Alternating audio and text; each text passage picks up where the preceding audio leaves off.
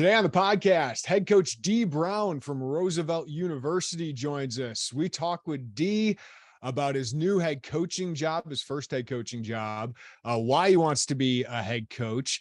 And of course, we go back into the Illinois 2005 era and get some great knowledge from him and insight and some hot takes about how the 05 team stacks up against the greatest in Illini history. So that's all coming up on the podcast. But this is kind of almost an emergency gathering, almost an emergency pod to open today. As the news comes out, John Werner is the first to report this, that the UCLA and USC are in discussions to join the Big Ten. All the other big-time college football reporters have chimed in, said this is in discussions. No word that it's an official deal or anything like that. But I assembled the crew, Joey Wagner, Derek Piper, the Pac-12, two of their power programs potentially joining the Big Ten. We talked to Joey the other day about how college football could look a lot different, about the possibility of super conferences and Josh Whitman's takes on all of those things. So I want like one word, guys. Can you think of one word that you thought of when you saw this news? Joey, go. Put me on the spot. What? It was just one. I think I messaged you guys. I just said, what? That's all I could think. Weird. It's just weird. I think mine was inevitable. I think inevitable. I think this is what the SEC has created. I think this is what 10, 12 years ago created, that we are on a course where we're going to have a couple of super conferences. They're going to make their own rules. They're going to split from the NCAA. And will college football, college basketball look the same? Probably not. But I think the money that is involved here, the competitiveness that is going on here, I think this was inevitable. But I got to say, guys, one of my biggest thoughts is I didn't know Kevin Warren had it in him. The alliance happened, and I was thinking, man, the Big 12, are they going to be caught on, or the Big 10, are they going to be caught on their heels here? Because the SEC is not messing around. They had a Texas and Oklahoma. USC and UCLA is about as good of a response as you could have to that, in my opinion. So whether you like the setup or not, I think for this sustainability and the future of the Big Ten, I think this keeps them on par with the SEC, Joey. Yeah, money, man. It's money. Like, you're attractive because you can give schools a lot of money, and you're in the middle of a negotiation deal, a TV rights deal for a lot of money. I don't think this is going to take the value of that deal down, by the way. Like, this is going to significantly, I would think, increase what that deal or what those negotiations look like. So, yeah, I mean, that's a big one, right? Like, there were talks. I remember, Jeremy, last summer we were in Indianapolis, and it's like, could they go get like a Kansas State or an Oklahoma State? And like, in your mind, you're like, okay, I could see that. No, they go out and reportedly are in discussions, UCLA and USC, and now you're in the LA market too, by the way. And like, that's another really, really big deal. Yeah, I agree with Joey. I think financially, business-wise, this is a great, visionary, bold move by Kevin Warren. But Derek, UCLA, USC, Rutgers, and Maryland could be in the Big Ten in a couple of years. Like I said, it's weird. I think in terms of the road trips, those teams meeting up with each other for the home and homes is going to be a challenge. But of course, you can schedule a round of it. You think like NBA, the West Coast swing, we're going to play 3 straight on the road and that type of deal. But how are we not talking about this? Just got a lot tougher for Brett Bielema to win the Big Ten West a couple of years down the road. I mean, geez, this is a gauntlet now. It won't be the Big Ten West that way, though. I know it'll be completely different restructuring. No, keep the divisions. Keep the divisions. The Big Ten West featuring UCLA and USC, and also Nebraska. This isn't it, right? Like, if this happens, and this hasn't officially happened yet, but to get reported like this, it sounds like from the reporting, UCLA and USC reached out to the Big Ten. So maybe that's cover for Kevin Warren of saying, hey, I didn't break any alliance. They just reached out to us. I think that tells you about what the Big Ten, and I think this is a big kudos to Jim Delaney, first of all, and now Kevin Warren with the media rights deal they're going to have. The Big Ten has situated itself well. And I think whether you liked Rutgers, Maryland, and Nebraska, adding to them like competitively, they haven't been all that great, but you expand your footprint, you expand your media rights deals, right? And you and the SEC are on par with each other, making $70 million per school every year, while the Big 12 and, Pac-12 and ACC are making about 30 million. So kudos to them for setting themselves up that way. But now if you're Oregon, Washington, Kansas, right? Pac-12, Big 12 schools, Arizona State, like where's this all go? And I don't want to already get in this conversation. Who's next? Like who's next recruit coming up? But if you're the Big Ten, it doesn't stop here, right? Like 16 teams compared to the SEC's got 16 right now. Do they all get 16 at the end of the day and say, okay, that's our fair share? Or does the Big Ten and SEC add more to the pile here? Add more schools is more money, right? Like if you're doing this, if you're going to throw a bowling ball into your conference, at least you get the most money you can possibly get out of it. And I would think adding some of those other schools increases the money you're able to bring in. If you're doing it, you got to do it all. Like I saw somewhere, like maybe like project like an AFC versus NFC model. If you're looking at the NFL, where you just have, in this case, maybe 20 teams and quote unquote the AFC and NFC, and they play the Super Bowl, which also, by the way, would expand the college football playoffs, which win-win for everybody there. Like that makes sense. Is don't stop until you've taken what you want. Is that Notre Dame, by the way? Notre Dame's gonna have to make a choice at some point too. I think Notre Dame just stays with the ACC, right? Like I think it's going to be, I think the ACC is positioned to be the other super conference if they want, because of Notre Dame. And I think their relationship is so strong. And if you're Notre Dame, do you want to go in the same conference as Ohio State and Michigan, right? Like, I don't know. Like, is their brand as strong if they're not on their own? Or if you're in the ACC, it's you and Clemson, right? Maybe Miami, Florida State eventually get back to it. But I think Notre Dame would probably just go right back into the ACC, and then the ACC would have to add. Who is that? Is that somebody from the Big 12? I don't know. Derek, do you like this? You're going to have to, because it's the way that it's going to go. It's the arms race, and you either act on it or you're left in the dust and look like a fool. Big Ten in that sense, as far as the football comeback 2020, there was a lot of conversations about the Big Ten not acting and didn't look all that great. Same with the Pac-12. But yeah, the SEC has made some big boy moves with Texas, Oklahoma, even years ago with Texas A&M, and USC, UCLA, big money making programs, especially prestigious wise football. And I'm the basketball guy, so I like to look at it of Pauley Pavilion going there as far as Illinois. Just the historic Indiana, those type of games against UCLA. Would love to see. I've been wanting Kansas. Nobody wants Kansas for football. I want it solely for basketball. But yeah, Oregon would make sense. I'm really fascinated by what's going to happen with like an Arizona. And this is just going to be the future of it. And I think it makes total sense and aligns with what Josh Whitman was talking about, with just going to look a whole lot different. Maybe the NCAA is not involved. And like you were saying, 2 super conferences, maybe 3 with the ACC. And let's let it roll. Just get used to it. I can't imagine what like Kansas State's been dealing with this, but like schools like that, Oregon State, Arizona State, I might be sprinting towards the Big 12 right now, just to find a home. I don't know if the Pac-12 just dissolves. I can't see that. It's a brand, but it's going to be fascinating to see the reaction after this, because if you're a Pac-12 school, just like the Big 12, like it's a bad place to be. Like I'd feel a lot better if I'm an ACC school and just go, let's do this already, Notre Dame, and then we can really solidify ourselves here. I don't know what the Big 12 and Pac-12 programs have to be thinking. Mountain West schools might be in a good spot. Somebody's got to add some schools to get some credibility here. But let's talk about how this would impact Big Ten football. What would this look like? 16 teams, you play 8 of them, play half the league every year. Is it just a division, and then those 2 teams meet at the Rose Bowl every year for a Big Ten championship, maybe between Indy and the Rose Bowl? Joey, any ideas there of what this looks like? Because you'd only play half the league each year. Yeah, you lost me at divisions. I don't know that we're still, like, I understand your point, but like, I think that's I don't know how you would do that with those two schools involved. Like, I don't know what this looks like at all from the scheduling standpoint.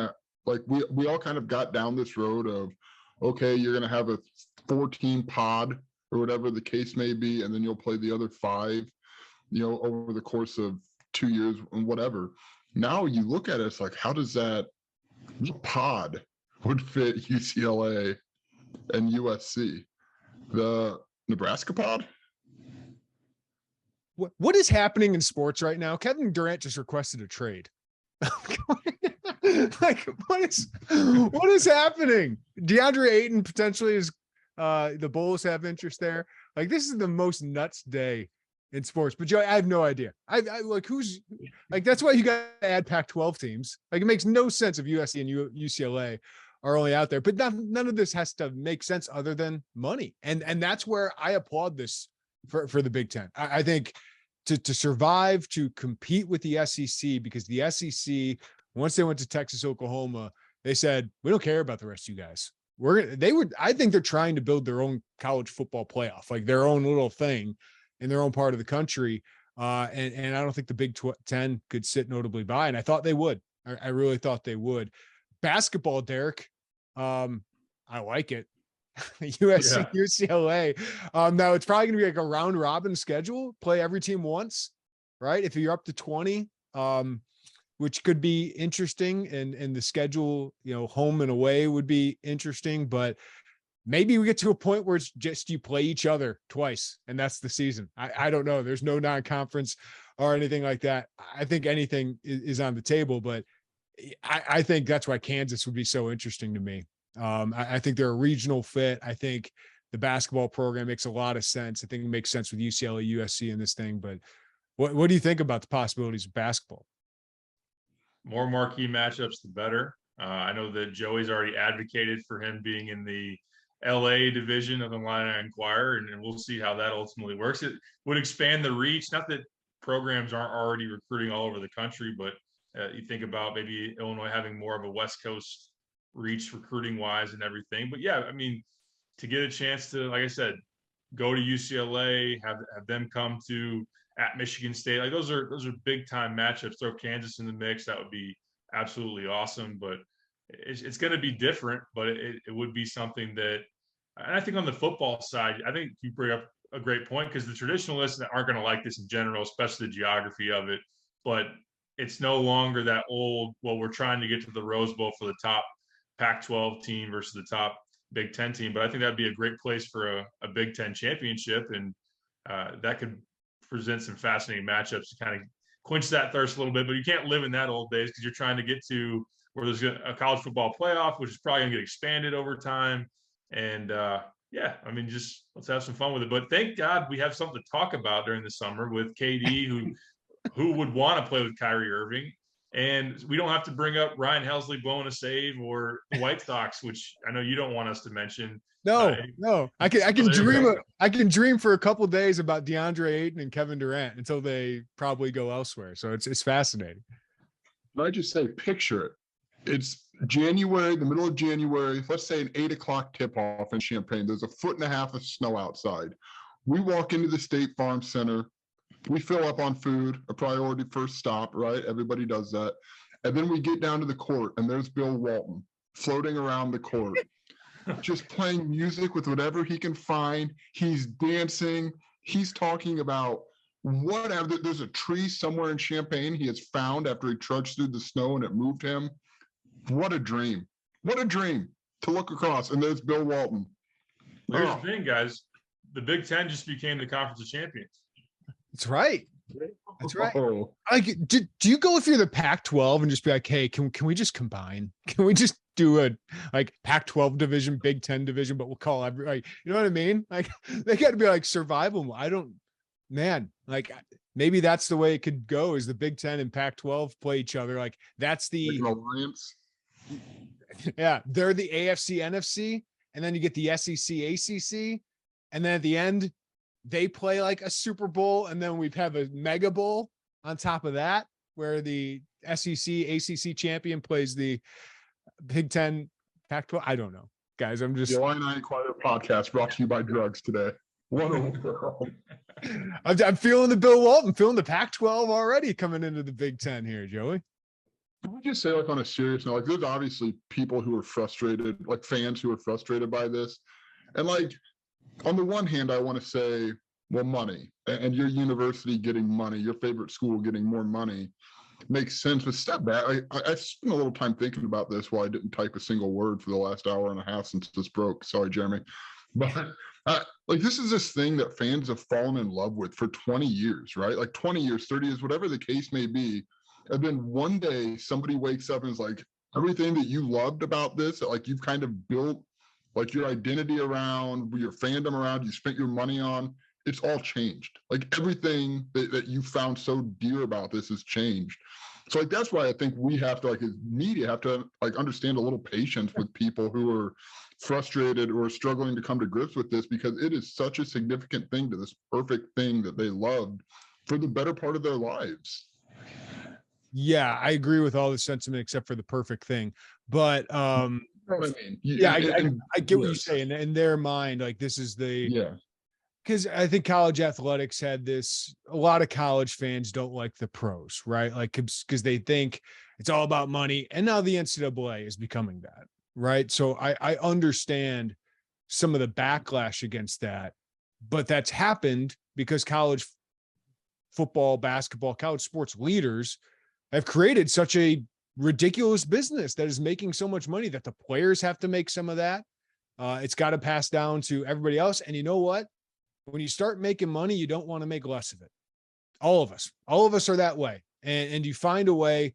This is very capitalistic of any other industry, but because it's sports, when you have change, people, I understand, are against it. I understand that. I also think, I don't know if I like this. I don't know if I like UCLA and USC, but I think for the Big Ten, it makes a lot of sense. But it's certainly, Derek, is going to be far different. It's far different than the Big Ten we grew up with. Like, remember when Penn State joining was such a big deal? Yeah, think about what's happened over the last decade.